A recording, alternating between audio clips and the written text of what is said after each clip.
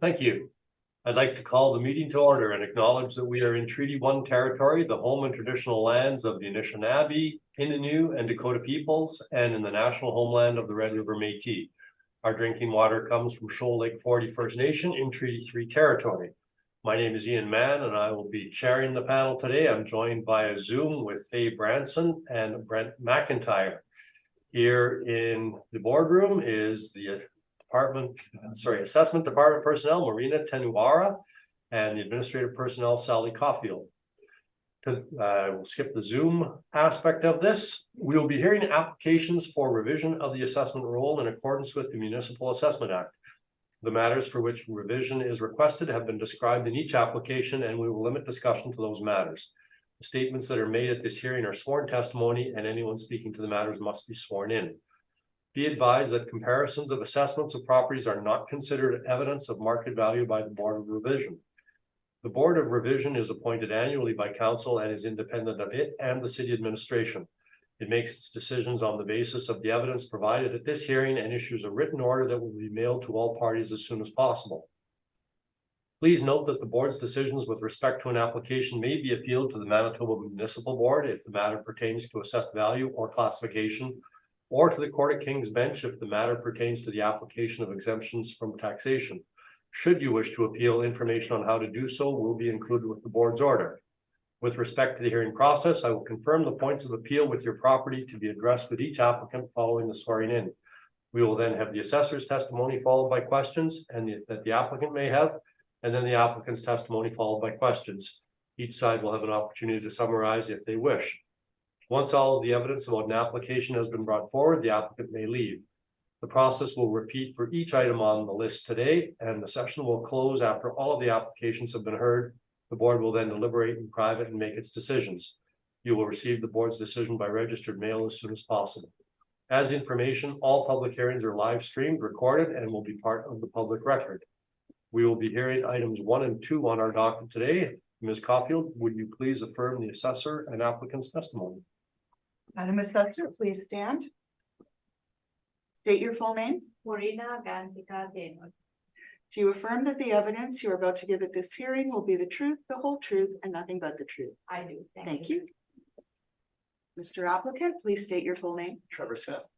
Do you affirm that the evidence you are about to give at this hearing will be the truth, the whole truth, and nothing but the truth? I do. Thank you. Madam Assessor, number 1 on the list today is street address 1500 Plessis Road. Are there any preliminary matters that need to be dealt with on this property? No? No. Okay. Then would you please make your presentation and start your evidence? Thank you, Mr. Chair. File number 22-423. Roll number 04-040726150. 40. Address 1500 Plessis Road. Owner Park City Common JV Limited. This property, this is the supplementary assessment. We issued the supplementary value for 13,618,000. I will explain why we issued the supplementary assessment.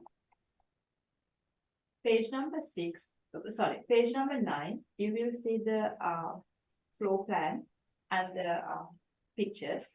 Page number 9.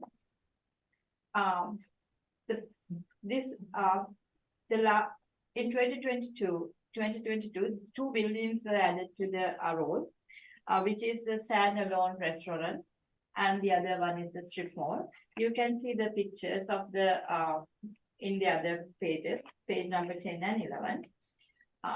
Leopold restaurant is one of the buildings added to the road, and it has a patio, and we don't assess the patio as the patio, but it is there. It's a full restaurant, and the other one is a CRU unit. It has a 4 units, 4 units CRUs.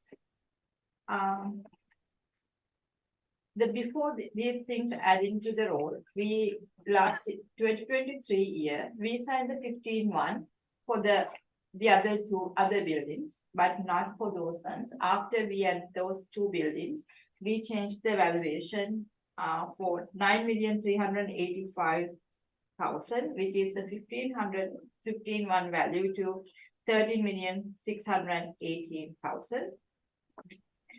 The original first set of buildings built in 2018, the other sets built in 2022. In page number 2, you can see four market rents were reported, net rents. The Starbucks, Burrito, Pizza Hut, and Pet Planet. Those are the only rents we are in the roll respective time. The other ones were not reported at that time. Then my page number 3 is rent comparables. You will see rent comparables in closer proximity to the property, and it's varied from $44 to $14. It's a range of rental rates I show. It's some are restaurant, and because some are restaurant, some are usual CRU. Page number 4 is original valuation. How we calculate the original valuation when we issue the supplementary assessment for this property. In my recommendation, I did correct some areas. How we use the original valuation, and you can compare my original valuation and the recommendation.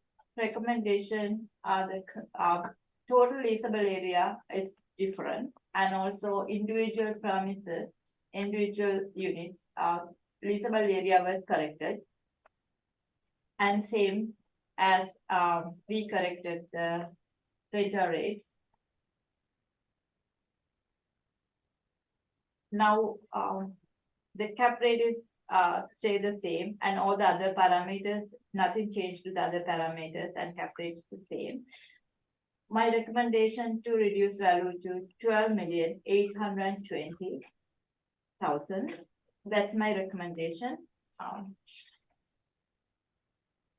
Mr. Smith, have you had an opportunity to consider the recommendation, or had you seen it before? I have had a chance to review it. Yes, thanks, Mr. Chair. And while we certainly appreciate the city having a second look at it, we're not in agreement on value.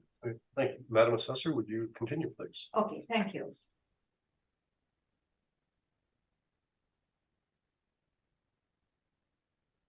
And now I'm moving to income expenses mailer reported. It is in page number 12. They reported net rent.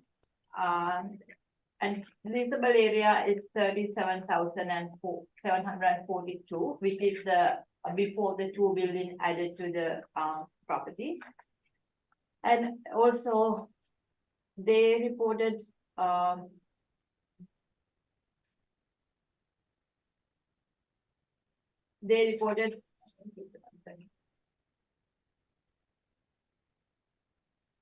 page number 14, they have reported the net rents for the individual premises. Based on those information and all the rental rates we use for the recommendation are model driven market rents, but the actual rents are so much higher than what we use for the market rent calculation. Based on those evidence, I'm asking to reduce value to 12,820,000. Thank you, Mr. Chair. Thank you. Mr. Smith, questions? Yes, thank you, Mr. Chair. I'll keep it very brief. Just looking at the rent comparables on page number 3, and I'm not going to address them individually, but it looks like there's kind of a main range of $20 to $27. Is that where the bulk of the comparables lie? But I can understand what you are coming from. But if you see those ones, $20 range ones. Those are the larger units than what we use in this audit valuation. And also Anytime Fitness is a fitness center. The other one is the Jackpots. I'm not sure familiar with that, what type of operation is there. Those ones are the larger units.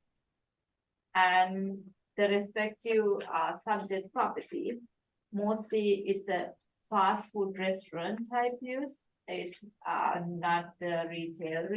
It's actually, we can call it actually entire thing as a fast food restaurant. That's why we use the higher rental rates. I think one barber shop there, it has a lower range we use for the barber shop. The rest is higher. It has all the restaurant capacity, not just the retail capacity. Okay, so just on the $20, then there were two others, I gather, 1783 Plessy, which was a Mr. B's Pizza at 1,500 square feet, and then 1605 Regent, again on the smaller side at 2,200, which I gather is probably more office if that's investors. Yeah, that's invested because considering this rent comparables to my recommendation, the last unit is a barber shop. We use the $21.79, which is a brand new barber shop. But it is kind of aligned with what I am presenting as the comparables. Comparables is the retail capacity is this is, I think. Okay. All right. Those are really my main questions. Thank you very much. Thank you, Ms. Branson. Any questions? So I understand that there were two buildings added. One is the Loblaws, the No Frills? No. Is that right? So what were the two buildings that were added? We had you can see the pictures in my brief. This is at page 9, you said? Give me 1 second. Pictures in page number 9. You can see added buildings are. It was the remaining buildings. The added buildings in the page number 11 and page number 10. Okay, I see. I understand now. Okay. Thank you. That was my only question at this time. Thank you, Mr. McIntyre. I have no questions. Thank you, Mr. Chair. Madam Assessor, I have a couple of questions. First of all, the income and expense mailer to which you referred, which is on just a second, let me switch to it here. Page 12. That wait till you turn to it. Give me my page things in the very awkward way. It's so messy. Give me 1 second. I'll find the term. Yeah. In your testimony, I have a note that you indicated this is the total income before the addition of the two buildings? Yes. Okay. After that one, we had very. So the total income on this income and expense mailer exceeds the gross potential rent modeled after the buildings. Okay. Yes. Thank you. I just wanted to confirm that that's what you had indicated. Have you had an opportunity to inspect these buildings? Yes, I did, but not in the individual units. Okay. But we drive through and see before I do the work. Okay. I think. When the modeling is done with respect to the potential rents on the square footage, does the model make an allowance for additional rent? I note in the income and expense mailer that pylon sign rent of $10,200 is included. Is that taken into account by the model, or is the model simply just providing appropriate rental rates? We can do the two ways. Okay. We can add the pylon rent as the other income when we do the calculations, But we are already using the very high rental rates in this property. And I did not consider adding that pylon rate. We consider that the pylon rental rate also, proportion also include in this rents. Because it's the kind of very low market rents they are paying. It kind of was taken into account as a result Yeah. of the increased rental Yes, rates that we yes. used. Okay, thank you. I have nothing further. Mr. Smith, your evidence. Certainly, thank you very much, Mr. Chair. So I'll start, I think, at the same place that we were just dealing with. So I'm looking at, and it's not a big deal. We have a property that's new, and we have new development on it. The city's income and expense submission that's included in their brief, pages 12 and 13 there that you're just referring to, is the year end of 2021.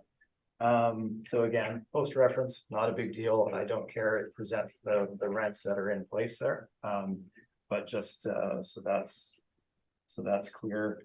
And to clear up the issue with regard to the rent, the total income that was being referred to is taking into account the recoveries for expenses. So that's not actually an apples to apples comparison. We should be looking at the line number 108, the rent income, in comparison to the projected rent. So that's the comparison that would be of value. So I'll move into our presentation. This is, of course, supplementary, as already mentioned. There were 2 buildings that were added to the property, that being the Leopold's Tavern and Grill, and then a 3-unit CRU that is located just adjacent to the Leopold's restaurant. So if you look at the cover page of my brief, you can see the yellow sign at the back, that being the No Frills supermarket location. So No Frills is exactly that. It's kind of the lower end of supermarket chains in the grocery world. So fairly basic. Obviously, it's new, as is the rest of the development, but we're not looking at a Sobeys or a Safeway or a Co-op or anything of that nature. Let's skip forward to my page number 3. As Ms. Tenawara already mentioned, there was a 2023 assessment that was reduced by agreement, as shown on page 3 there. Property was built between 2018 and 2022. And we have a total leasable area of 49,174 square feet. So we move forward into the photos beginning on page 4. You can see a couple of the exteriors of the supermarket. And then the other CRU units. I have been through the property. We didn't really get a chance to take photos of the insides of the units. However, they're fairly straightforward, as they match the tenancies that are in the rent roll. We've probably all seen the majority of these types of spaces, so I trust that we understand what we're looking at there. The site is shown on page number 8. It's located at the corner of Transcona Boulevard and Plessy Road. This is, as shown on page number 9, to the north of Regent Avenue, in a newer area of, or a newer, more recently built residential area of Transcona area of Winnipeg.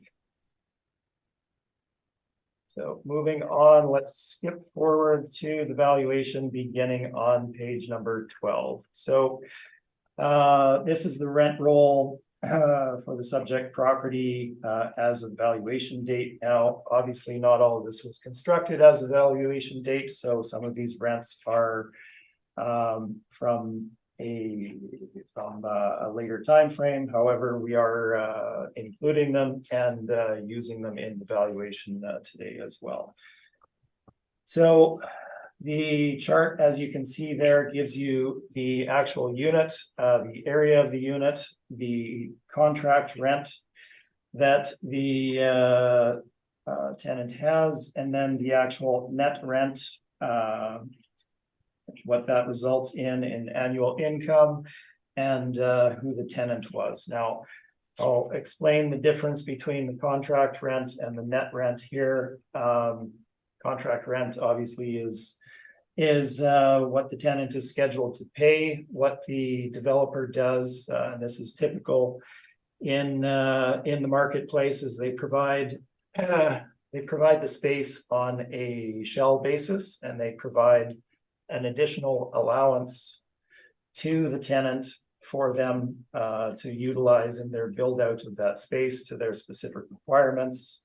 And what that effectively does is it boosts, they lend them that money, and they recover it through a payback from the tenant on a monthly basis, obviously on the contract rent. So they have essentially what their net rent would be, and then that gets increased to what the rent would be in order for them to recover the tenant allowance over the term of the lease that they have set. So that is the difference. As you can see, the net rents vary somewhat from the contract rents for the most part, dependent on how much of a tenant allowance was provided to the individual tenants. So you can see the gap there. In some cases, it's relatively small. I think there was a few that are very marginal changes. Some of them are a little bit larger, depending again upon the size of that tenant allowance. So looking at the net rents, we have a range from obviously the low end, that being the no frills, 30,000 plus square feet. They're paying an actual net rent of $12.90 a square foot on that space, up to a high of $38.47 for the Starbucks. Typically build out for coffee is fairly expensive, so the rent that they're charging there is significant as well. They have a drive-through, I believe. Looking at the balance of the property, the tenants that we have here are a mix of kind of fast food. We have an insurance place, a barber, as already noted, and a number of chain restaurants and takeout food. So looking at the rental rates, many of them are in that $25, $26 up to $28 per square foot. Overall, we have the barbershop considerably lower, and then we have obviously the Starbucks at the higher end of the range at $38.47. Now, looking at the No Frills Grocery itself, so the lease that they have is based on the main floor, which is entirely standard in our marketplace. They have 30,869 square feet that they pay rent on at a rate of $12.90 a square foot. Now, there is a mezzanine space in the building, that being the following unit there, 400, it's labeled as, of 1,732 square feet. Now, they don't actually pay rent for that, and that is standard again in the marketplace, but we have ascribed a rent to that of $6.50 a square foot. That being roughly half of what their contract or net rent is for the main floor. So you can see the additional revenue that we've ascribed to that actual space. Now, if you add the two of those together, it comes to $409,468. If I look at the city's revised projection for the For the supermarket, if you take the main floor and then the mezzanine, they are roughly $431,000 in total. So there's a fairly significant gap there between the two of our valuations. The remainder of the rents are what they are. If I look again at the city's comps, they tend to fall between $20 and $27, obviously with some outliers, some higher, some a little bit lower. So let's move forward to my valuation, page 13. This is a new build retail property. So what we've tried to do is present rental comparables from similarly newly built retail developments in similar areas and or properties that are in very close proximity and comparable to the subject, or new build properties in other areas of the city. So we'll run through these quickly on page number 13 to kind of give you a background. The first 8 properties are supermarket rents. As you can see, they range between a low of $8.50 a square foot, that being for the Giant Tiger, which is nominally a supermarket, at 850 Regent. That's comparable number 2. That's located south of the subject property, just west of Plessis and Regent. 950 a square foot for the Maples Marketplace supermarket, that being 1303 Jefferson. Skipping down further, 1399 McPhillips. So this is Northgate Shopping Center on McPhillips, a major shopping center there. That being the Save on Foods. We have a 2019 lease there at $14 per square foot for nearly 45,500 square feet. Number 6, 3900 Grant, that being Safeway property, 2019 lease for $10.25 a square foot. Obviously, that's a bit bigger, so economies of scale would come into play. And number 7, 1120 Grant, 2017 lease at $9.54 a square foot. That is the Co-op in the Grant Park Shopping Center. And then finally, we have 50 Sage Creek, 2013 lease for 38,000 plus square feet. This being a Sobeys development in the Sage Creek Shopping Center. So you can see that the rental rates bracket essentially what this property is receiving from their supermarket tenant at just under $13 a square foot. So that covers the supermarket. Let's move on from there. I have a couple of coffee rents for you to see. Obviously, number 9, 50 Sage Creek, $27.48 a square foot, starting in 2012 over a 15-year term. And following that, number 10, 3116 Roblin, that being a Starbucks, 2018 lease at $35 per square foot. So the subject is paying value for the Starbucks, $38.47 per square foot as it works out. Moving on to the CRU units. 1750 Plessis.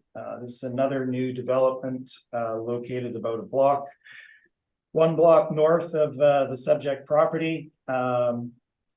Similar development on the same side of the road of Plessis. 2016 lease for a pizza place, Little Caesars, $26 per square foot.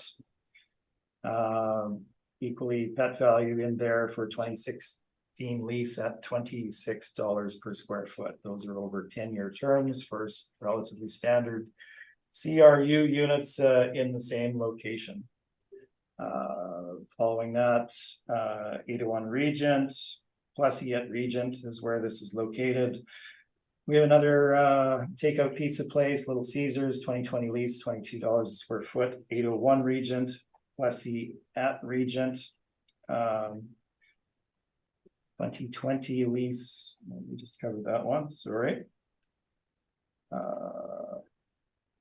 Sorry, I was going to point out number 14, the insurance unit, $21 per square foot.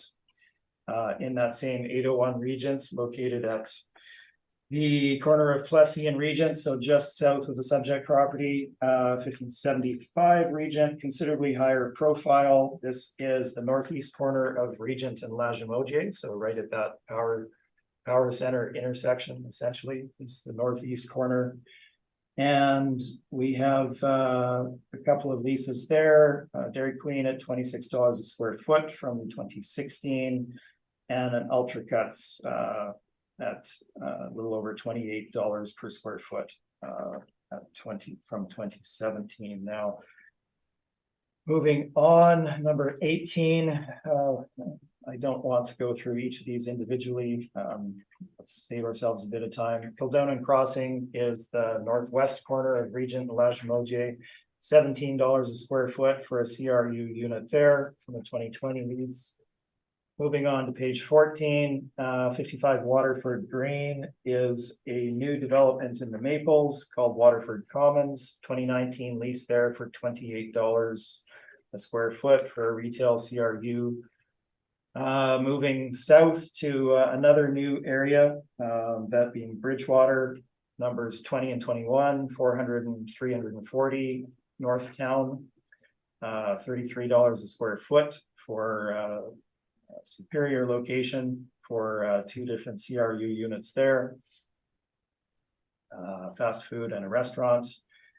And as we move down, you can see the remainder of them there. I'm not going to go through each of them. I will again point out Sage Creek, looking at numbers 25, 26, in the $20 and $28 a square foot for the two units there. As shown, one being fast food, one being a pizza restaurant. And the final one, 1783 Plessy. Now this is located directly across the road. This is a pizza restaurant, and they have a 2016 lease there for $20 per square foot for a very standard CRU unit size. So the rents that the landlord is actually receiving on a net basis line up very well with the comparables. Some of these are superior, that being Northtown in Bridgewater. Sage Creek is certainly an interesting comparable in relation to the subject, and you can see that what the landlord is actually receiving is rents that are at market. So I think we've essentially proved that the actual net rents received are reflective of market. So we provide a bit of additional detail at the bottom of page 14. For retail, traffic flow is a very important aspect. The chart or individual lines there are shown to give you a reference as to traffic flow at other major retail centers. So we are looking at 1500 Plessy today, 1750 Plessy, one of the comparables here located slightly to the north of the subject. They had roughly 19,000 in traffic count. There's a slight typo there. It's not at Ellis. But that is the traffic flow at the intersection closest to that development.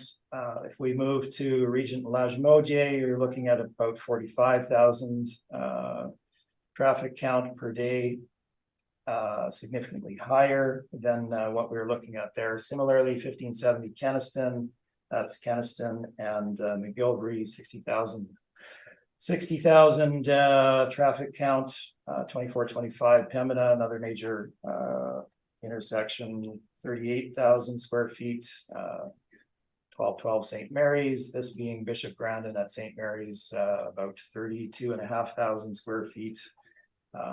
So you can see that the location of the subject property is certainly has less traffic flow than some of these other major intersections, major retail intersections, which does have an impact on what tenants are willing to pay in rent. So we believe the in-place rents are reflective of market and we are using them. So our potential annual income there for all of the space comes to $891,861. I'm going to skip the vacancy stats are there for you to review. We used 5%, same as the city. I will skip over the expense allowance discussion, as we have all heard that extensively. The material is there for you to review. We do use 7% for our overall expense allowance. And looking at shortfall, we have a slight change. The actual operating costs were somewhat lower than what the city had projected. They had $7.82 per square foot as of year end. So we made an adjustment downwards to $8 per square foot for the shortfall allowance for the subject. So let's skip forward to capitalization rate. I think we're almost in agreement with the city, so I won't cover this in any detail. We're at 6.5%. The city is at 6.45%. So using the 6.5% in our valuation, the summary of our value in comparison to the city of Winnipeg's value is shown on my page number 18. So using a cap rate of 6.5%, we end up with a final market value of $11,820,000. The addenda materials include the income and expense from the relevant year. And I think I may have also included I included the COVID questionnaire where they discuss the rental abatements, etc., due to COVID in the pages there. So there's a number of tenants that had some challenges, obviously, during that time frame, and allowances were made where they were granted free rent for various periods of time. That's there for you to review as well. One of the rental increases that was scheduled was also scrubbed, and I think I've included a chart on page A7 giving you the rental rates as of for the newly built portion of the property. And that is my presentation. I'm happy to answer any questions. Thank you, Ms. Tanawara. Thank you, Mr. Chair. I will move to page number 12.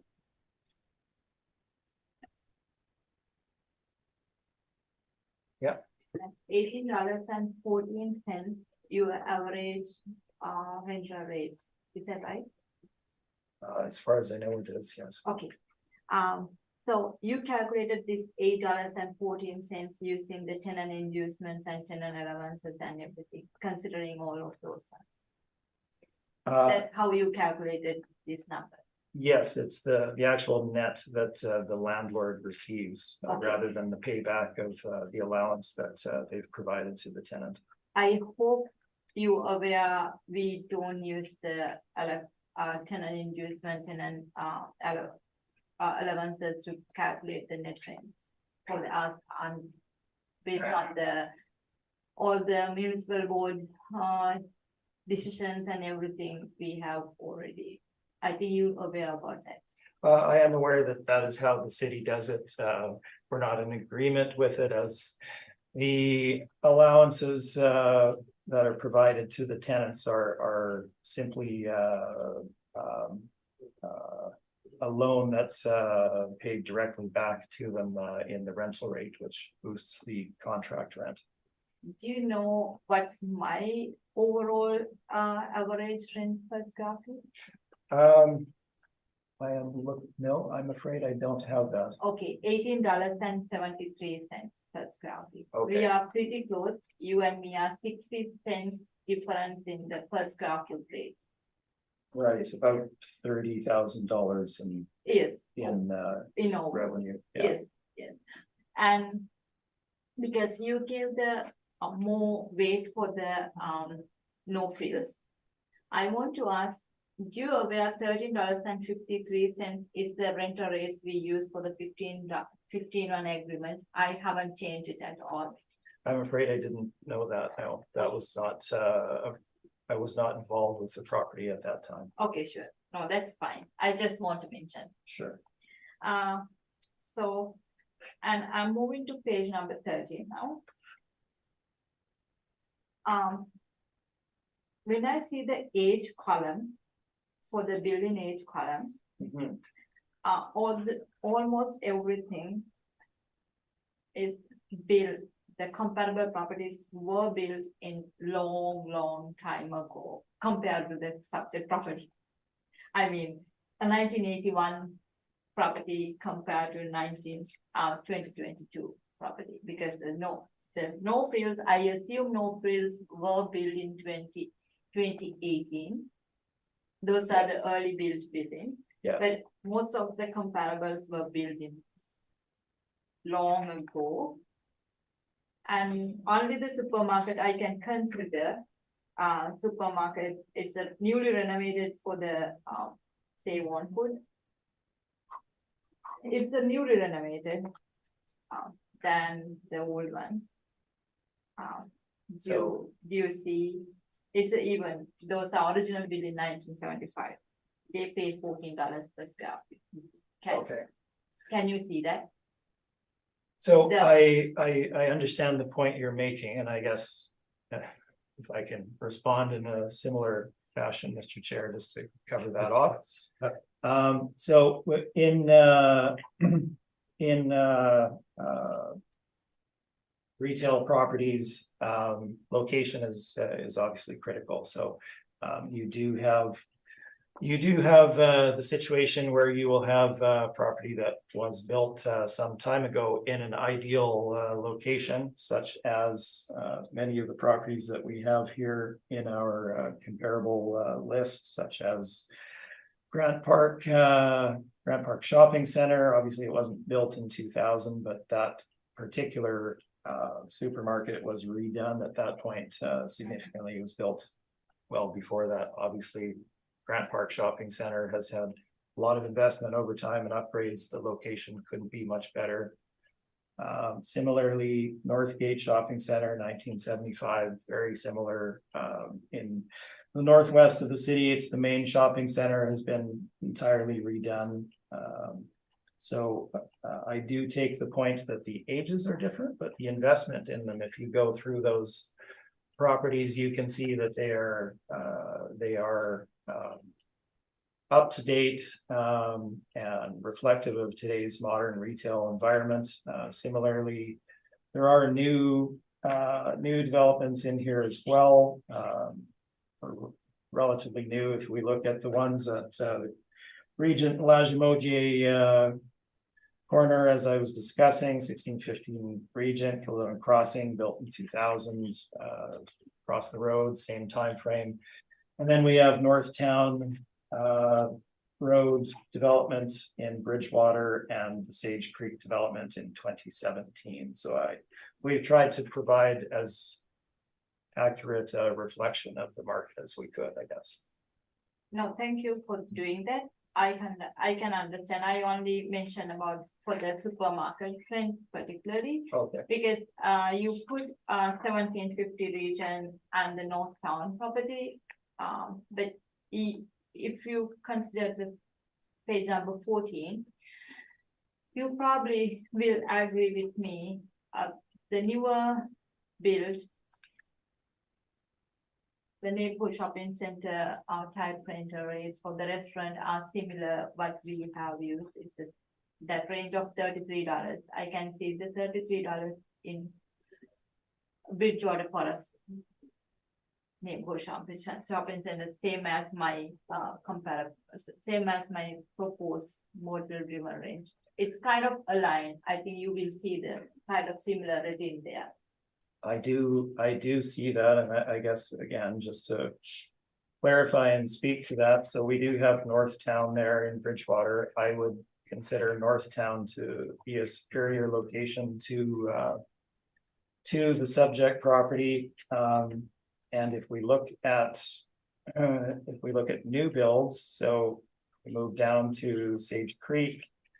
Numbers 25 and 26, so built in that 2017 timeframe, so very new development in southeast Winnipeg, similar in nature to Northtown. We have rents there from just under $20 and up to $28, which again kind of mirror what we're showing in the property. No, I understand. We all wants to show the range of the rental rates, but the comparables, I understand that.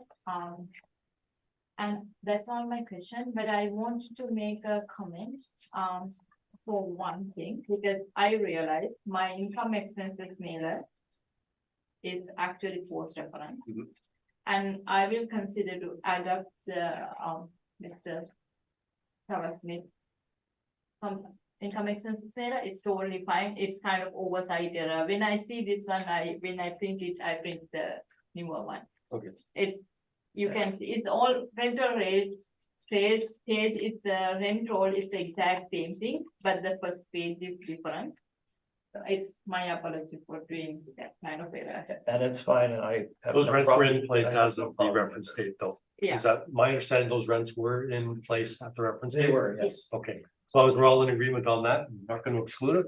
Yes, So- and it's the, actually the applicant's brief has first page is the correct income expense, not mine. Thank you very much.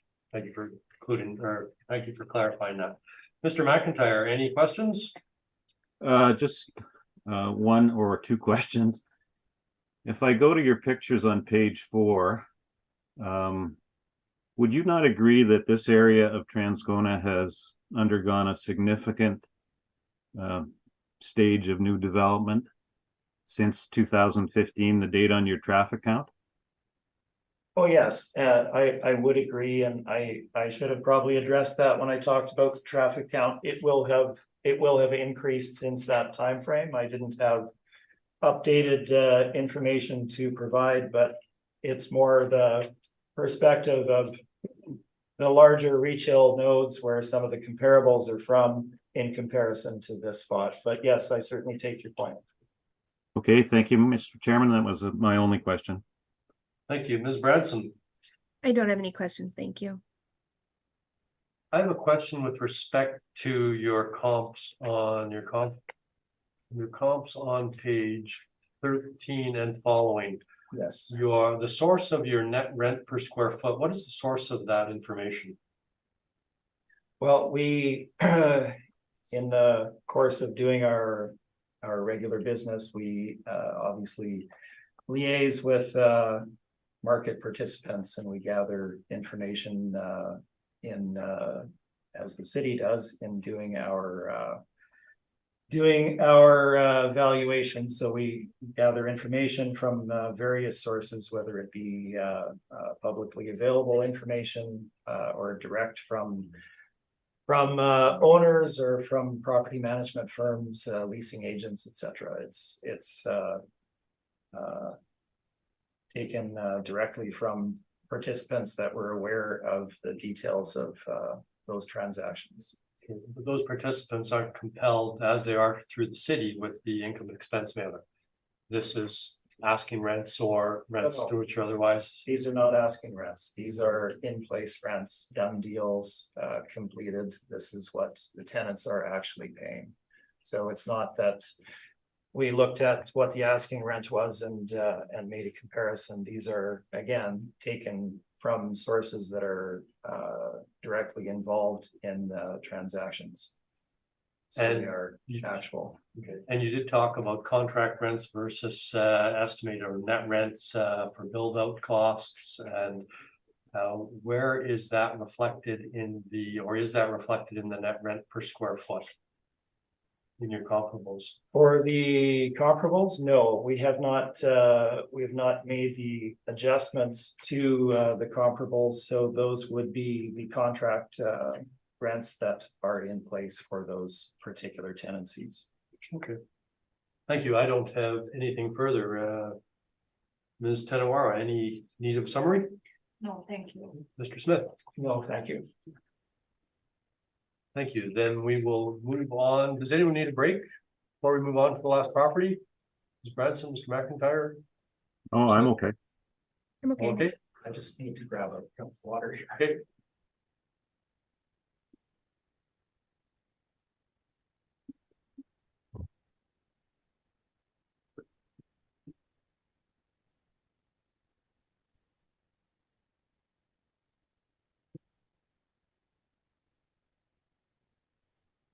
Okay, the next and last property on the list will be 830 Century Avenue, and to clarify, there was an assessment, sorry, there was an appeal filed with respect to classification as well that has now been withdrawn. Does that have to be dealt with on the record as well, or it's been withdrawn? It is being withdrawn. Okay. Then we will just be dealing with the assessed value. But correct, for preliminary matter? That is correct. Okay. Thank you. Ms. Tenawara, if you please take us through your presentation and your evidence. Okay, thank you, Mr. Chair. File number 23-386. Roll number 075691370005. Property address 830 Century Street. This is a brand new property, almost brand new property, built in my brief does not have a age, but as I believe it's a 2022 building property. This property was a vacant land for 2020 assessment cycle, and 2022 it was a vacant land. Because I'm giving a little bit summary, this is kind of very confusing property for the year. And 2023, it was appealed for the 2023, but it was heard, but unfortunately, we issued the supplementary and it's the appeal under the base year, and then it's not considered for the 2023 evaluation, even though it's the full hearing, it's a heard matter, but finally, it does not consider anything. Then again, the owner get the opportunity of appeal for 2024. This is the 2024 appeal. As a built property, as a retail warehouse. Before that, it has so many confusing information. I did not involve with this property beforehand, but I just wanted to give a little bit of heads up what was happened. Even this is the third time of hearing the property. We are hearing as the retail warehouse today for the 2024 assessment year. So this is the retail warehouse. I'm asking to move page number 13 first to see the property plans, building plans. You can see in page number 14. That's and even I think we better see the pictures first. My pictures are in page number 9, 10 and 11. Page number 9, that's how it looked like from the street. This building built, the front portion is the retail warehouse. The middle portion, 2-story, is the office, the main floor office and the upper floor office. And the back portion is the retail warehouse used for the warehouse operation. So that's how the building built. It's kind of different type of building. I did not inspect the property, but one of my co-worker inspected the property for me and he took the pictures for me. This is the metal frame and walls, has manufactured using metal frames and walls. This property has a 2019 sale, which is vacant land sale for 1,300,000. And you can see page number 3, the location. And you can see the page number 3, my rent comparables. I used to rent comparables the close proximity retail warehouse. It's a combination of it's not a retail warehouse, the bigger retail stores like Old Navy. You can see, but Ashley Furniture there is the Lazy Boy Furniture and Staples and those kind of stores. It's a combination of everything on the floor, but none of those properties has an office component in the on site in the building. It's totally retail. It is a range of rental rates. The lowest rental rate for the $14 for the Ashley Furniture, but highest is the $20.75 in the 860 St. James Street. My page number 4 is the original valuation, how we valued this property originally. And my page number 6 is the recommendation. First line is the C1 retail warehouse. That's the main floor area. That 17,414 is combination of the retail area and the main floor office portion. Original rent we use $20.27. Now I'm recommending $18.22 for combined area of retail and main floor office. Second line is the warehouse portion. It's a rear warehouse portion. And the third line is the mezzanine office, which is office rent for increase for the recommendation than my original office rents for the second floor.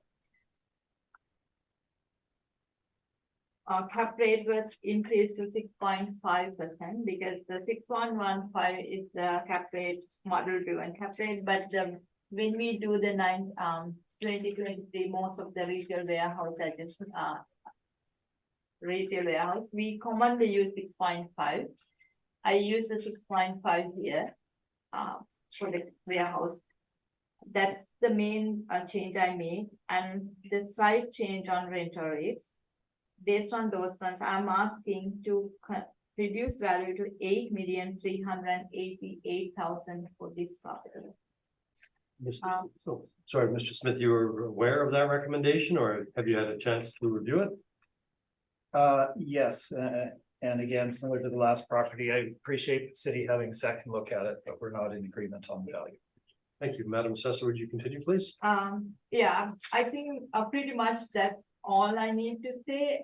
This is a brand new property. You can see the pictures, and it's a kind of different type of retail warehouse. Okay. Thank you. That's my presentation. Thank you. Mr. Smith, any questions? Yes, but I'll keep it very brief, and thank you, Marina, for your clarification there on the background of the property and the measurements, etc. Just very quickly looking at your page number 3, and the comparables that are there. As you mentioned, I believe these are all big box retail Big rents box retail. entirely. Yeah, Okay. entirely big box retail, because I could not find anything has a 3 component like office. Yeah.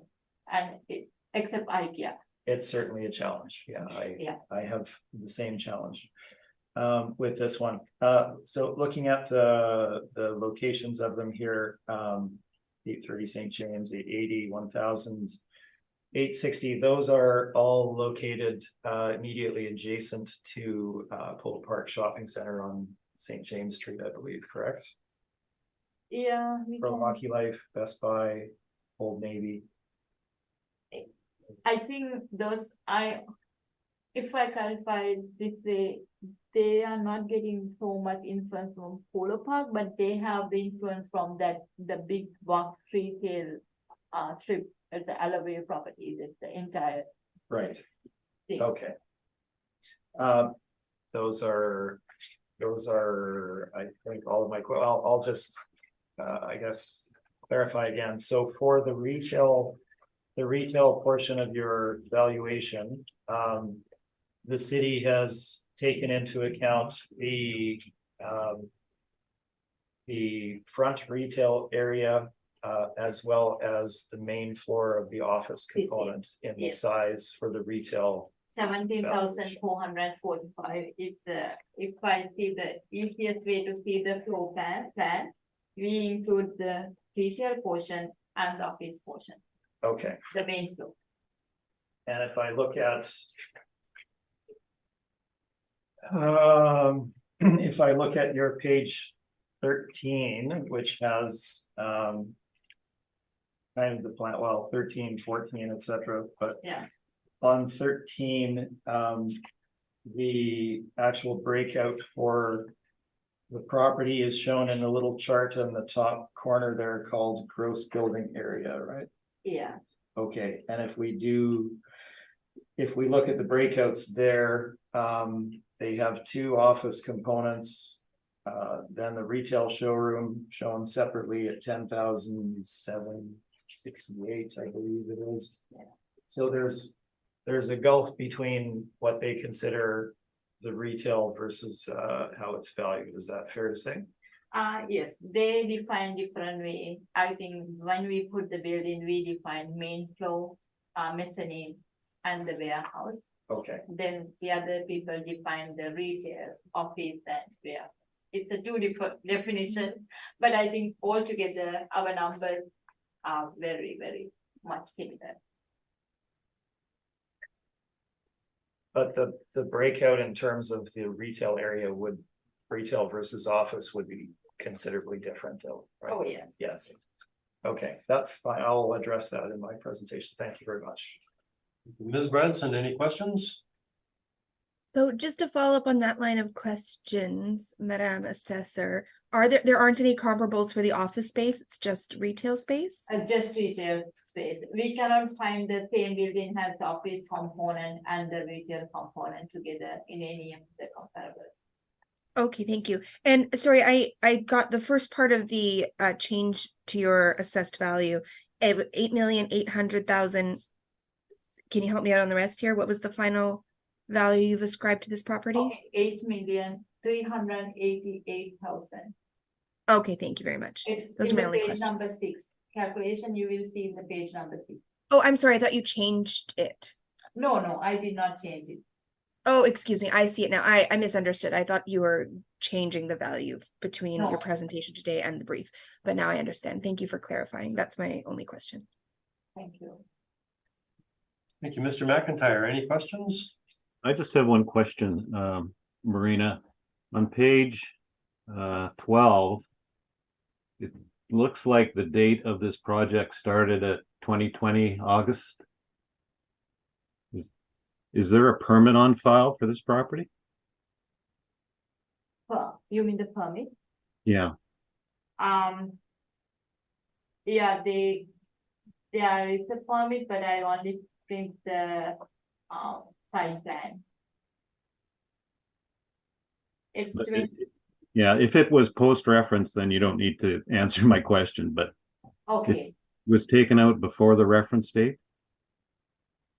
yeah, it is actually post reference for the, I think, built in between the 2022. It's a start in 2020, but it's finished by 2022. I don't know about 100% accurate answer to give. Okay, thank you very much. Thank you. I have a question with respect to the comparables and the amount per square foot that appears at page 6 on your recommendation. This building you'd indicated is unique. How did the model deal with the unique aspect of it, or has this been overridden with your calculations for the various rental amounts? Yes, because that's why I use the C2 finishes, C2 common for the office and the retail stores. That's why we use the C2. That's why we classified this way, main floor C2 space, because it could use for the either retail or the office. We use the C2 range for 17,445 times at $18.22. Okay. It's kind of our judgment call how we define this, how we use the model, because the C2 space. Then also we use the C6, C2 finish range for the fair condition to address for the second floor office space. And that's the second floor at the rear, no, sorry, that's No, the it's middle of the middle, building. Middle, it's That's the the middle, middle, it's the okay. totally the Right. main floor office and the Right. mezzanine. We actually use the C2 range. Yeah, that's why my rent were increased from the original. Right. Originally, we consider as the mezzanine rate. Mezzanine average rental rates, but this is actually for finished second floor space. Then I change it to C2 second floor rental rates. Okay. That's why it's increased a little bit for Okay. $13.75. It's actually model is there. We have to kind of use our subjective opinion to find out how we use it for these kind of buildings. Okay. Thank you very much. I don't have anything further. Mr. Smith, before you start, I am going to take 5 minutes just to, just this 5-minute break. Sorry, okay? Thank you. Thank you. Call the meeting back to order, please. Still on 830 Century Avenue, and Mr. Smith, your evidence, please. Yes, thank you, Mr. Chair. So, as Ms. Tanawara had mentioned, property is does have a bit of a background to it. So it is a new development. It's the head office for this particular firm, Urban Tactical. So they have their office component to the property, obviously, which is quite extensive. They have their warehousing for the property at the rear of the property. And then at the front, they built a retail showroom that you can see in the photos when we get to that. So they essentially have 3 components to the property. Now they did buy it back in 2019 for, I believe it was 1.3 million. The property was assessed as vacant land at that time. We went through an appeal process and it was reduced slightly. Since that time, property was built and finished in 2022, and occupied at that time. Supplemental assessments were issued for both 2022 and then 2023. Now, they were issued at about a month apart. So the property owner received the 2022 one, appealed it, and they did not, they received the 2023 one, but they didn't, they were not around at the time, as it was summertime, and they did not get their appeal in time. So 2023 appeal of the supplemental did not happen. That's why we're here for 2024. That's the background for you. Now, if you look at my page number 3, you can see, again, a bit of background for the property.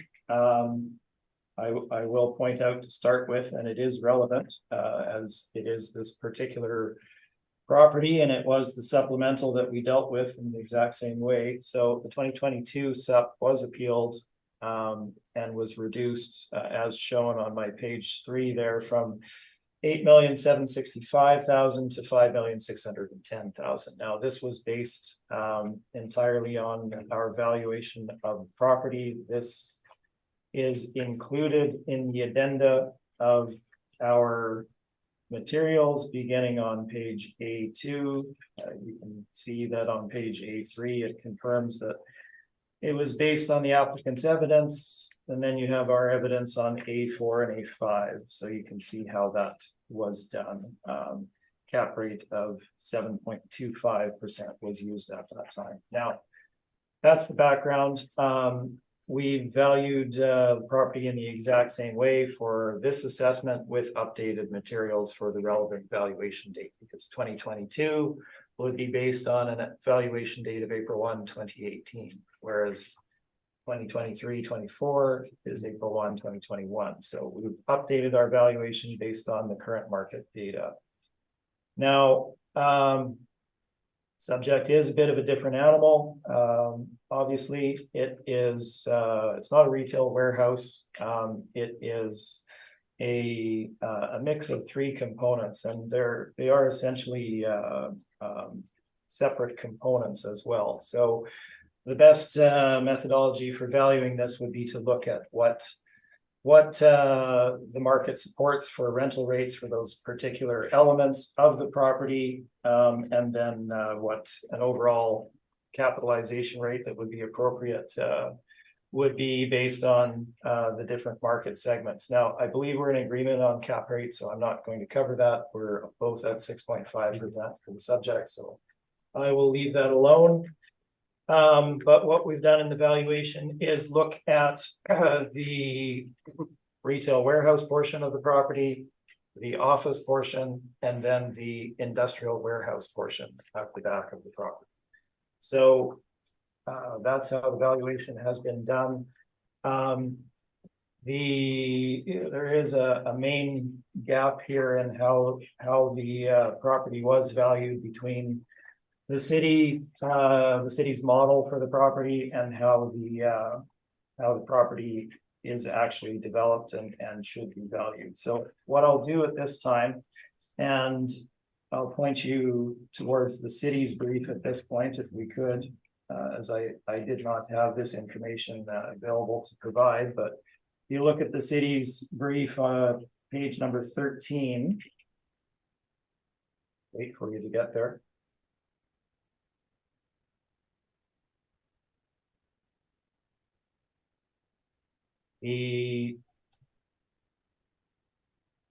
Are we all there now? Okay. Yes. So in I guess you're looking at it letter size. So the top left-hand corner, if you can see that, I'm not sure if you can rotate it or not, but it provides the gross building area for the property and it breaks it out by the different components. So as you can see there, they have the 4 different lines: office main floor for 7,068 square feet, office second floor for 9,225 square feet, as there's a bit of an overhang into the warehouse. And then finally, then you have the retail component, I believe, is next at 10,376 square feet. And then finally, the warehouse for 12,508 square feet, giving you 39,178 square feet. So to summarize those, we have an office area of 16,293 square feet. That's first and second floor for the office. Then we have a retail component at the front, 10,376, and the warehouse at the back, industrial warehouse, 12,508 square feet. Now, if I look at the city's valuation, there is quite a gap in terms of the area of these, and as explained, the city has modeled it such that the retail warehouse portion and the main floor of the office have been combined in one area for 17,445 square feet of retail warehouse area. Whereas the actual retail area is 10,376 square feet, the balance of that area being encompassed in the office. So I'm happy to go through those numbers in detail, but that's where the really big gap is. A retail area of 10,376 square feet versus 17,445 square feet. Retail typically receiving higher rental rates than office space will. So the overall area is, I believe we're in agreement on the overall area between the city and ourselves. It's simply how it's broken out. Now, to look at the property itself, the office area, I'll direct you to my page 4 at this point.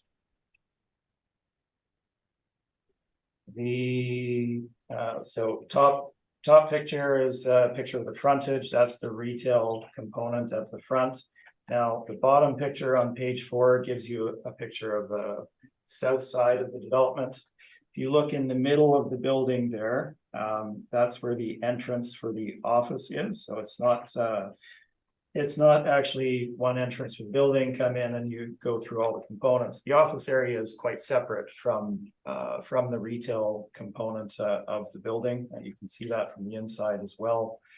There is an elevator in there to get to the second floor, etc. But the office is demised from the front area as well as the rear area. So you have industrial warehouse, break, office, break, and retail at the front. So the property should be valued as such. It's not a main floor versus second floor thing. The retail area is the retail area, the office is the office, and the warehouse is the warehouse. So let's move on. Pictures begin on page 5. You can see the retail warehouse there. It's pretty straightforward and basic. You can see how it's done. Open to the ceiling, the flooring is what it is. And we move forward to page 6 into the office area, obviously newly built. There's various components of it. There is some open office area, there is some demised office area, there's a boardroom, etc. But it looks like this. And then we move into the warehouse at the back. Standard new warehouse, as you can see, and a picture of the access or the delivery doors to the warehouse component at the rear of the site on the west side at the bottom of page 7. So that's the property that we're looking at. Page 8 gives you the site itself with the boundaries. So property does front on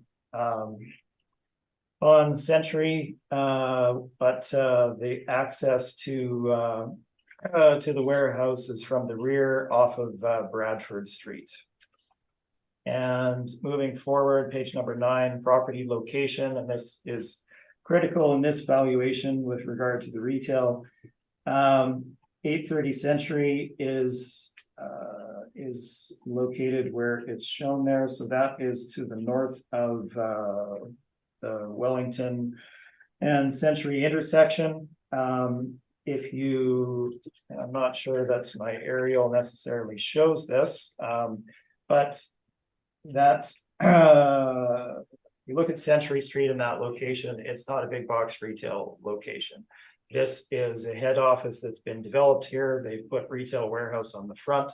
But if you look at the surrounding area, typically you have older industrial buildings. Some of them have some retail use in them, but they're not of the nature of a big box store. And typically they're older, lower ceilinged, etc. Just to the south of this, there was a hotel developed on the corner of Wellington and Century, but that's the location. If we look at where the majority of the city's comps, and I certainly understand it's challenging to get comps that are directly comparable to this, but if we look at the city's comps, they are in that big box development surrounding the Polo Park shopping center, which we're all aware of. So on the west hand side, you have Best Buy, etc., all lined up there, Canadian Tire, Hockey Life, etc., right adjacent to the Polo Park shopping center. Obviously an area that would drive higher rental values than where the subject is for retail. Now, let's move on to valuation. I've included a lot of material here. I am aware I don't want to waste your time or mine, so I'll try and be as concise as I can here. But we have provided a breakout for each of the components in terms of rental comparables. So we have both retail as well as, and that includes retail warehouse for the front portion. We have office, and then we have some industrial warehouse as well. So, and we're trying to keep it as comparable as possible in the comp. So let's dive into that. Page number 12. 1715 Kenaston. This is in the Kenaston and McGilvery interchange power center node. We have 8,000 plus square foot unit there, rented in 2020 to a national tenant for $12 per square foot. That being party stuff as shown. That is an excellent retail location.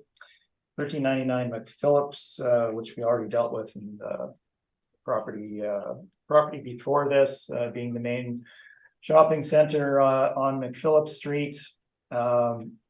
Little larger than the subject, 13,000+ square feet, $15 per square foot for a Dollarama in that development. Completely redone, excellent location.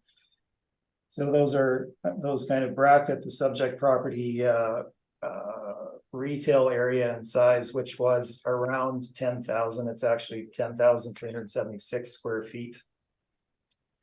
Then we move into the area itself. So 1340 Sargent. This is, there's a photo, I believe, and a map of each of these following this. So you get to see where it is. $11 a square foot, obviously larger. At just under 20,000 square feet. Then we move into some more traditional retail locations, 1250 St. James, 2 tenants there, both of them being larger than the subject at 22 and 23,000 square feet. The Brick and Flying Squirrel, you can see the rental rates there. That particular property is located essentially 1 block to the east of the subject property, right on the St. James strip there. North, obviously, of Polo Park development, but so more in keeping with the subject, but still superior in terms of location. So 1175 and 1290 a square foot. The same Ashley comp that the city has at $14 a square foot. At 1,000 St. James, this being a 2017 lease. That is certainly a superior location to the subject. Moving on, you can see the balance of them. Development in Fort Richmond with a couple of leases there for Dollarama and PV Mart. 1540 Regent, number 9. Staples development at 10.25. Then a couple more in the immediate area. And again, it's challenging to find great comps for something that's newly built like this in a slightly different location. So we have 1725 Ellis, this being JS Furniture, 2014 lease, superior location to the subject, inferior building, $12.55 a square foot for 14,000 feet. And we have 1300 Ellis. That particular property is a redevelopment of an industrial building. It's all retail, and the tenant that we have there as a 2019 lease for $12.50 a square foot for 8,012 square feet. Now, we can move through the photos showing you the map and the location of each of those.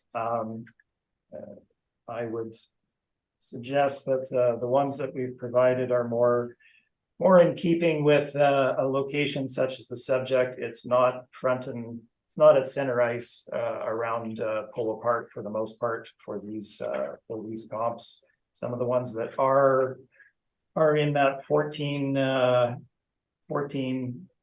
$12, $15 a square foot range for the best comps in terms of being the best locations. Now, the ones that I was pointing out, the last one there, $1,300, it's on page 21, has a Dollarama and development and another tenant. That is located on Ellis, just to the east of that Polo Park area, so it kind of borders it in a similar way to the subject.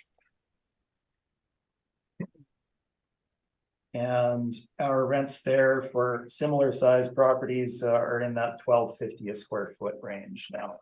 Subject property is newer. It has an inferior location, significantly inferior location. There's no supportive retail to drive you to go to this location, really. So we have assigned a net rental rate of $13 a square foot based on this market evidence. Now, that's taking into account the newness of the development, as well as the location, etc. So let's skip forward to office. Our office comps begin on page number 22. These are all suburban office comparables. The actual office area is not 18,000. Those were rough numbers that were filled in, as we at that time didn't have the actuals. The actual office area is 16,293 square feet. This is the chart on page 22 I'm looking at.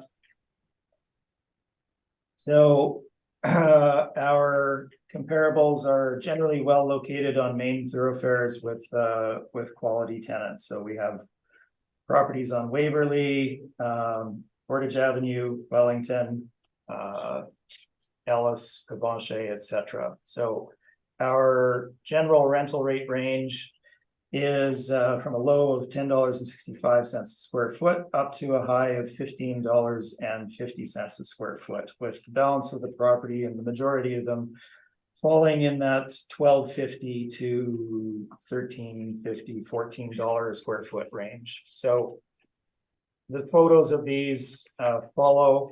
You can see the age ranges, obviously the sizes essentially bracket the size of the subject. It's bigger than some comps, smaller than others. So that's been taken into account in the rent that we've assigned to it. So the photos and the maps begin on page 23, 1000 Waverly. 330 Portage is included. Possibly shouldn't have been, but in any case, it's there. 895 Waverly, very well located property. 440 Dovercourt, also very well located property in Southwest Winnipeg. 1821 Wellington. This is an office comp from that redevelopment. Corner of Cabanche and Taché at 131 Cabanche. 1700 Ellis is probably our closest in terms of proximity to the subject property. As you can see, it's right on the corner of Ellis and Century. 1871 Portage, following that on page number 30. So our range is in that $12 to $14 a square foot range.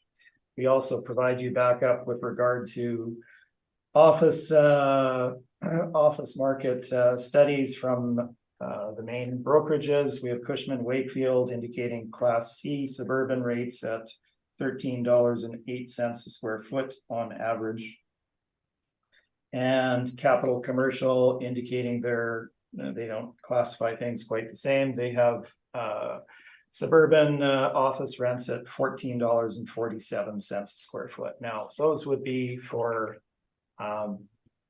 premium office buildings in the best locations. So if we look at the market stats that we provided and the tenants that they have, the location of the subject property in terms of being an office building. The only reason they have office there is that they've developed their head office. It's not a standard office location. You won't find others in the vicinity. We've assigned a rental rate of $14 per square foot to the office component.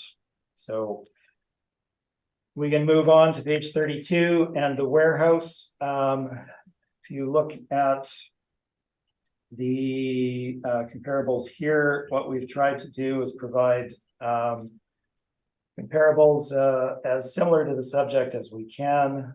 Some of them are quite recent, some of them a little less so. So first one being 2901 Sturgeon in St. James Street. A little under 6,000 square feet, 2021 lease at just over $10 a square foot. That is, I don't have the age in there, but I believe that's a new development. That was why it was included. 1109 Wilkes. This is a very recent development. Again, I don't have the exact age, but it is within the last 5 years, essentially. Almost 9,000 square feet, 2020 lease at $9.50 a square foot. That would be in close proximity to the IKEA retail node. 1725 St. James. Much closer to the subject property, almost 14,000 square feet, 5-year lease in 2020, $7.75 a square foot. So that being the closest to the subject property. Now, the others, 45 Bagan, St. Boniface Industrial, $9 a square foot. Excellent development in 1990. High ceilings, good loading, etc. 1100 Waverly, $8.75 a square foot for a 2019 lease. And finally, 1465 St. James Street at $8.45. So again, in closer proximity to the subject. A little bit older, but closer in terms of proximity. So based on that information, we've assigned a net rental rate of $9 a square foot to the warehouse space. So I do have to make a slight adjustment to page number 32 as the actual sizes, and we get them from the city's floor plan, as I mentioned, which is on their page 13, have altered slightly. So I'll give you the changes here. The office component, that being the main floor and the second floor, is 16,293 square feet. We've assigned the same $14 square foot rental rate, gives you $228,102 in net rent. The warehouse portion remains almost exactly the same at 12,508 square feet, $9 square foot rental rate, $112,563 net rent. The retail portion goes up in size from the figure stated there to 10,376 square feet at a rate of $13 a square foot. Gives you 120,100 and, or I'm sorry. The office component gives you $228,102 in net rent. The warehouse gives you $112,572. And the retail component gives you $134,888, giving us a total of $475,562.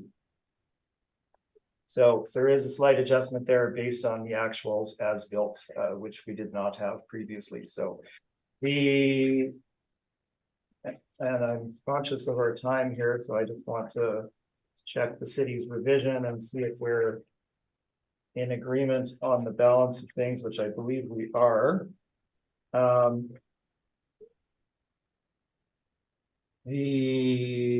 Yes, all of the remaining components, we are in agreement with the city on, including vacant space, expense allowance, shortfall, and cap rate at 6.5%. So, pardon me. I will direct you to my page number 46.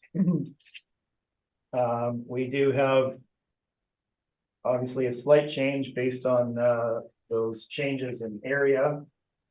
And I'll give that to you. So the potential rental income after the changes comes in at $475,562. With the NOI being $432,654.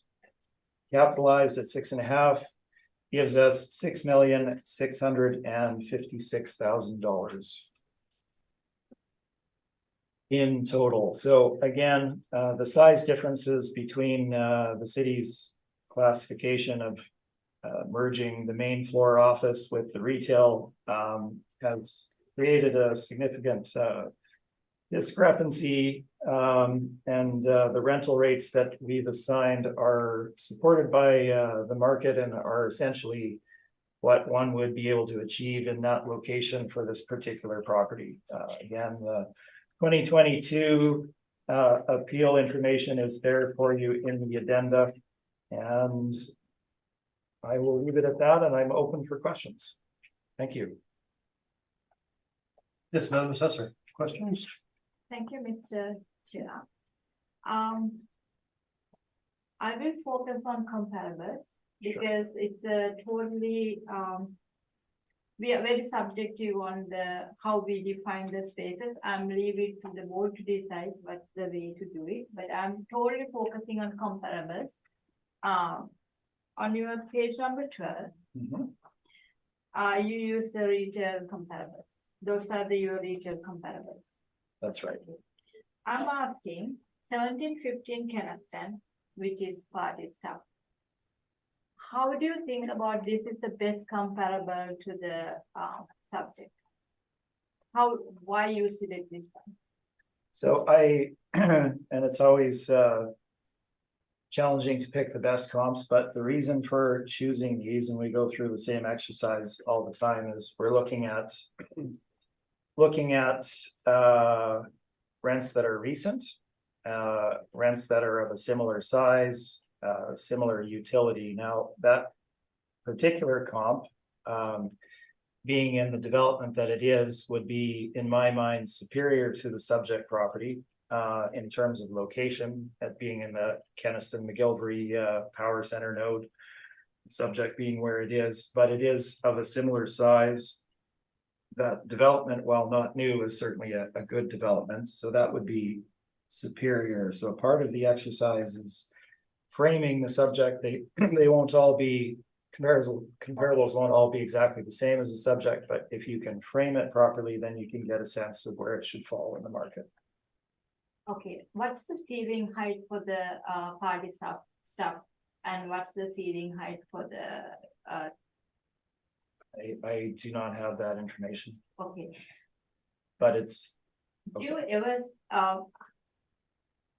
why don't you choose the Marshalls or Sports Check or the bricks from the same neighborhood shopping center, 1760 and 1750 instead of party stuff, which is the very inferior than all the other properties and the lowest rent in that neighborhood shopping center? Right. Well, if you look at, so party stuff is a retailer that doesn't have a significant build out. They don't have the same level of retail development that one might find in other tenancies, such as the one that you mentioned. So it would be closer in terms of the build out of the retail warehouse here, in my mind, than perhaps the other ones that you had mentioned there.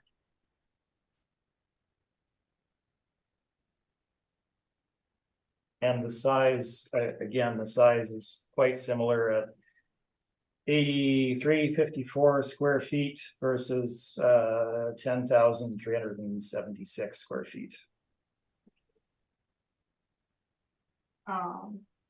And do you know about this flying skewer and the brick warehouse?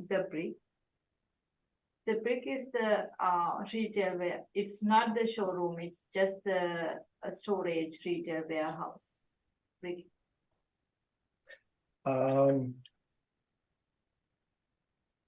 You know, I- those rental rates were changed in the past. I know that they have steps in that rent, but to my knowledge and confirming with my sources, that was the relevant rent at the time frame stated. And Privy Mart and Dorama, those are the other corner of the Femina Highway, almost in the St. Norbert. They close to that area, perimeter. Yeah, How this so- one will be the best comparables to retail warehouse in 8th-30th century? How do you find those ones will be the better? right, so this, this is the Fort Richmond shopping center. It was anchored by Safeway, now Sobeys. So it's the main shopping center in that area, in Fort Richmond, within the city, not past the perimeter or anything. It's where people go to shop there, and it's undergone a full redevelopment. Essentially, they've taken out the former mall there and semi-big boxed it by putting in redoing the structure and putting in the tenants that they have now. So there's no longer an interior mall. They have PV Mart and Sobeys, and there was development done on. I'm very familiar with this one. Great. So they've done, Very familiar. yeah, I'm very familiar with this, all the subject rental okay. comparables. So they've developed um, new CRU along Pembina there. So it's not an inferior location, essentially. It's the place that people in Fort Richmond go. Do you believe the urban practicals, this kind of businesses does need the neighborhood influence, or doesn't need the neighborhood influence for the people go there no matter where it is? That kind of building is designed. Do you believe that one? I think that they have a lot of specific clients like law enforcement and outdoor people, hunters, things of that nature that look for their product. It's a very narrow field that would be going there. So I agree with you, but similarly, in valuation for retail, location is critical. So on the open market, if this were to be a retail space, they would generate an appropriate market rent for it. So we're not valuing the business, we're valuing the bricks and mortar. That's right. And do you agree all of those comparables is considerably age-wise the older building than the subject property? Well, considering it's built in 2022, they will all be older, yes. But as mentioned, many of them have been updated, and many are in prime locations such as St. James Street, etc. Okay. I'm going to go to the warehouse rental rate.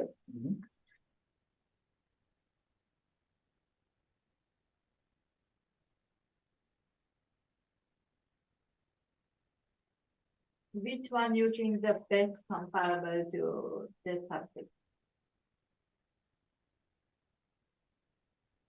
I mean, the size wise, it's a retail warehouse. I honestly don't know about what's the ceiling height for these comparables. Because the ceiling height is the kind of must thing for the warehouse rental rates. But Yeah, I'm seeing those ones, the older ones. Ceiling height is certainly a good, certainly one component, as well as loading, land area, land to building ratio, access for trucks, etc., construction details. But so I don't typically pick out one specific comp as being the best, so that's not really what I've done here. But what I will do is point you to two, I guess. Number 2, 1109 Wilkes. This is a new development on Wilkes in southwest Winnipeg. It is located in proximity to the IKEA there. However, it's on Wilkes, so you would have to come down Wilkes and to get onto Sterling Lion and then back over. But I would term that comparable location to the subject, probably superior. They're paying $9.50 a square foot there for a new development. High ceiling, excellent loading, all of the things that you look for in a new multi-tenant location, similar size, 8,800 square feet. And then if we look at proximity, the following one, 1725 St. James, as well as 1465 St. James. They are located quite close, somewhat larger and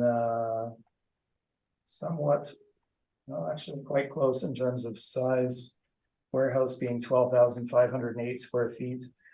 Those being in that same range, 11 and 13,000, we're looking at 775 and 845 square foot. Now, those are older developments, but the area you can see 45 Big N, built in 1990, but certainly well located, excellent loading, multi-tenant industrial with decent ceiling height. They're paying $9 a square foot there. So I think I've adequately framed it.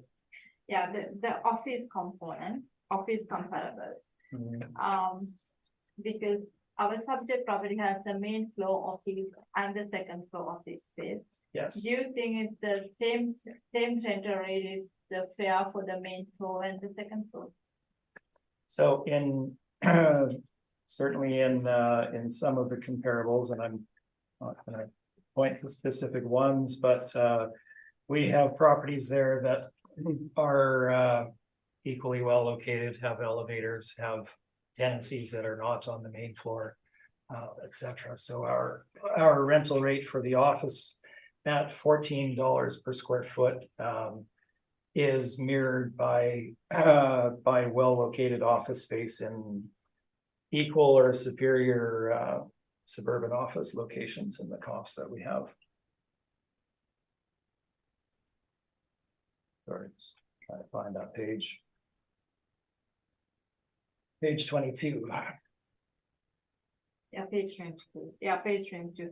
And you don't listed here anything newer office space. Because I know city has lots of newer office locations, but none of them are not the newly built office spaces. You don't have any of the comps for the newly built office. Well, you have to have the access to that information, and it has to be the right comps too, right? You can have newly built and be vastly superior to the subject, which wouldn't be appropriate. So what I've tried to do is have the most recent comps in either comparable or superior locations. So if we look at the Southwest Winnipeg comps and where they're falling on Waverly, Dovercourt, etc., superior to the subject, essentially the ones that are closest, that being 1700 Ellis, which has obviously undergone significant redevelopment since its date of construction. We have $12.50 a square foot there for 7,500 square foot in a 2021 lease. So I think the $14 that we've ascribed to the property for it being newly built in a non-office location adequately captures that. That's all my questions. Thank you, Mr. Chair. Thank you. Mr. McIntyre, any questions? I have no questions, thank you. Ms. Branson? I do have a question, in fact. So, Mr. Smith, I think when you were telling us about the values listed at page 32 of your brief, you gave us I took down 3 values here, and I got to a different sum. So am I correct that you're saying that 475,562 is the sum of all 3 sections, office, warehouse, and retail? That's correct. So I know it's confusing, so I'm happy to run through that quickly if you'd like. I'm just getting a different total. I'm getting 568,767. And so maybe I got one of these numbers wrong. I thought for office, you said a total of 16,293 square feet at $14. So that was $222,102. $228,102. Sorry, I said something different, but that's what I've written down. Okay. And then I had for warehouse 112,563. I have 112,572, $9 times 12,508 square feet. Sorry, so warehouse was 12,508 square feet at $9, which came to a total of, what was that? 112,572. Okay, and then your final one here was retail 10,376 square feet at $13 for a total of 228,102. No, that was what the office was. The retail is 134,888. Okay, I see where I've gotten an we issue. Let me just quickly add these to make sure I have the right. I just thought I had different numbers here. Yeah, sorry about that. That was No, that's quite all right. up front.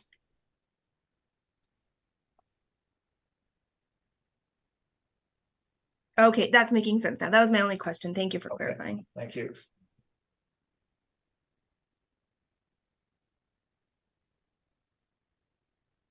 Thank That you. was all, Mr. Jennings. Thank you, Ms. Branson. I have no questions. Thank you. Any need of a summary? No, thank you. Mr. Smith? Just ever so briefly, so we're looking at a head office development here essentially, which they've added on a retail component to display their wares and sell to the local market, but you would neither typically build a head office or retail in that location. It's industrial location, but this is what they've built. It is where it is, and our value is based on that. Thank you very much. Thank you. That concludes that matter, and we've now heard all of the items scheduled, and this hearing is adjourned. Thank you very much for your presentations. Thank you for your time today. Thank you, Mr. Chairman. Appreciate your time, everyone. Yep. Thank you for your presentations. Thank you so much. Now you can go enjoy the sunshine. Yes.